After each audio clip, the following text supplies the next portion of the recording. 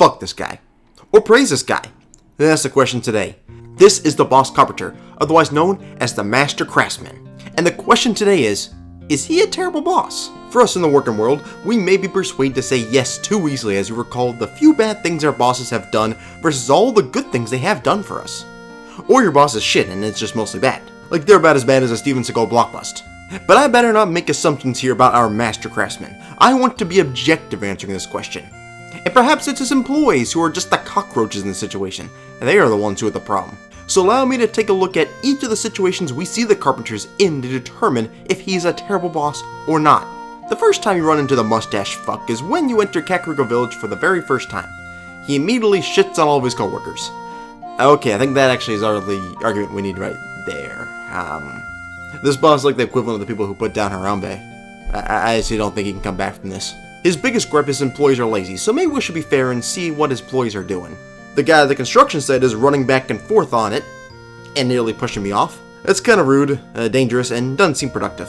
How about the guy running from the site up these stairs to Death Mountain? While I presume the Master Carpenter wants his employee dead, he seems to be having second thoughts and then returning to work. And then going back. Achieving, well, nothing. Which who here has had a boss say he wanted to kill someone on the team? As I personally have had that more than once.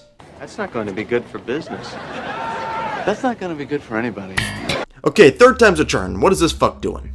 He is running from the box outside the windmill to the graveyard and seems to be consulting both of them. He is talking to the ghosts and wood non-stop. Either this guy has a higher IQ than me, or he has just completely lost it.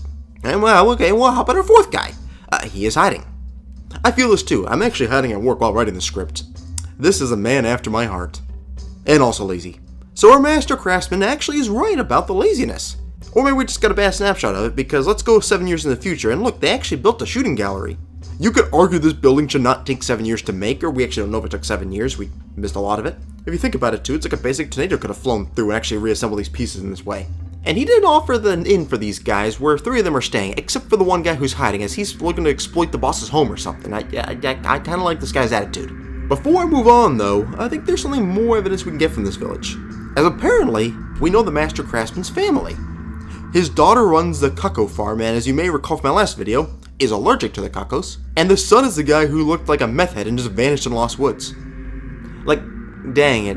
Kinda feel like the father neglects him, kinda similar to our fathers. It's not like he's doing anything about it either. He knows about his son and his struggles, he knows about the daughter who's literally working in an industry that she cannot. And he's just kinda sitting there complaining about his workers at the start of this village. He's not moving at all.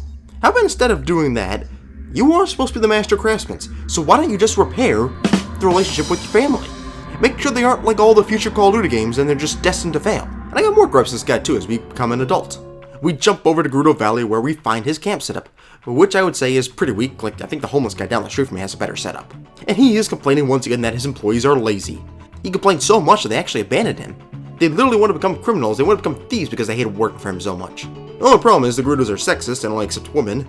And I guess we weren't exactly as open to cutting off wieners back in 1998, so looks like they got thrown into prison.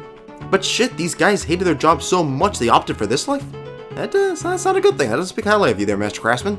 Now, they are later freed by Link, and they do finish the job, but I think we got enough to answer the question. So we gotta return to the top here. First, we are being objective, so let's address the Master Craftsman's concern of if his employees are lazy. Well, yeah. I mean, look at them right here. But I don't blame them, because we gotta also ask the question, is the Master Craftsman a terrible boss? Yeah.